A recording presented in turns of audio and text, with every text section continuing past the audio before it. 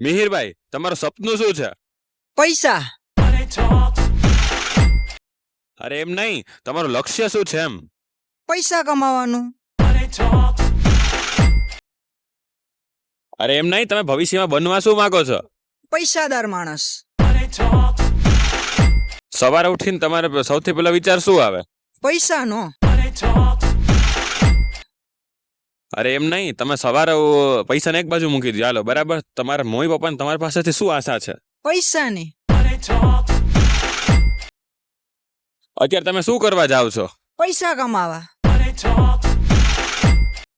નીકળો નીકળો, હાલો નીકળો. જો મિત્ર, આપણા ભારતમાં આવા જ નંગ ભર્યા છે. ઓહો મિત્ર, એક મિનિટ. તમે આ વિડીયો ઉતારો છો, એના પૈસા મળે ખરા? વિડીયો ઉતારીને પૈસા પોતે કમાય છે ને પૈસાદાર માણસના ઇન્ટરવ્યુ લે છે. જાવ હવે.